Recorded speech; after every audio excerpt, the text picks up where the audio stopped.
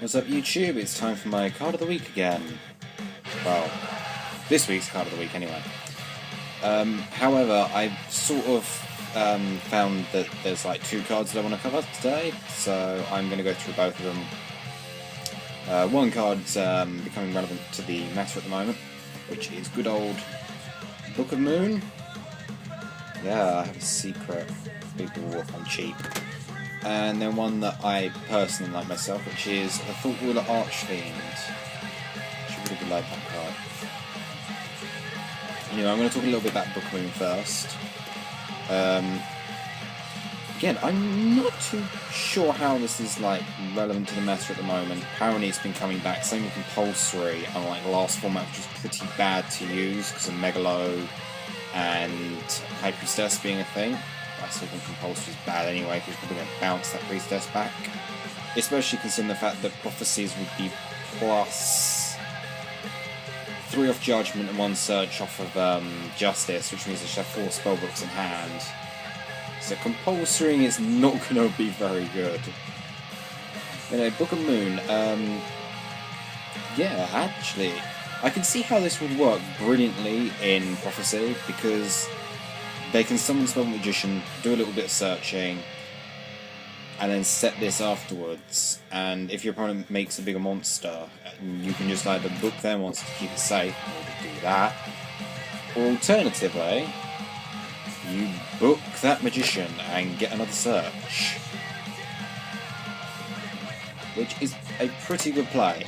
Because in fact you can do that with Fate as well, because you activate Fate, and if they want to change something like Forbidden Lance to their own monster, you can just book your own monster. It's essentially book your own monster. And then when they attack into it, you get a free search anyway. You lose your monster, but you could just search like a Secrets and search another Spellbook Magician, because that's a legit play.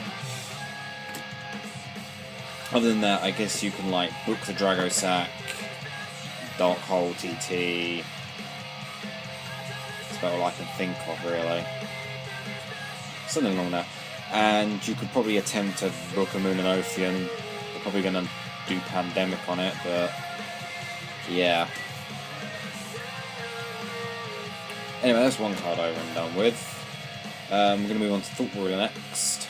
And why I like this card. Firstly, it's level 8. Synchro. I'm generally more of a fan of Synchros than I am the new Exceeds, but yeah, whatever. I play Dragoonities, so this thing's pretty good. Especially in decks, well, I should be maining Lance in it anyway over the MSTs, it's a bit better. But I can like attack into a 3k monster, for example, damage step, I drop that Lance, they take the extra damage and I gain 3k because it gives you life points equal to the original attack of that monster. Which I pretty much like.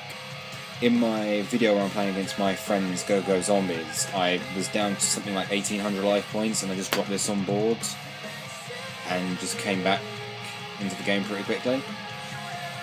2-7 attacks, it's very, very solid for a level 8. Runs over Stardust. Doesn't exactly run over High Priestess. Can't run over an Othean because you can't even summon it. You could kind of crush it into a Madolche, Tiramisu, which is a good thing. Madolches are becoming a thing again. I must do a deck list on them. One guy tops a King Regional, and it's now seen as good. A guy in Nicaragua tops a National with it.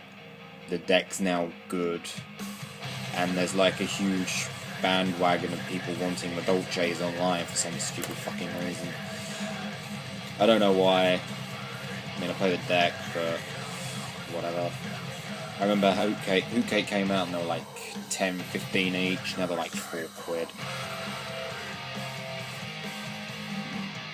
But yeah, the Madolche guy that was at Seattle Regional beat like 4 Dragon decks to top it, which is a bit ridiculous.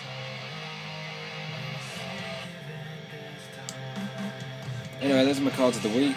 I'll be bringing you more next week, so as ever, like and subscribe and share it with all your friends. Over and out.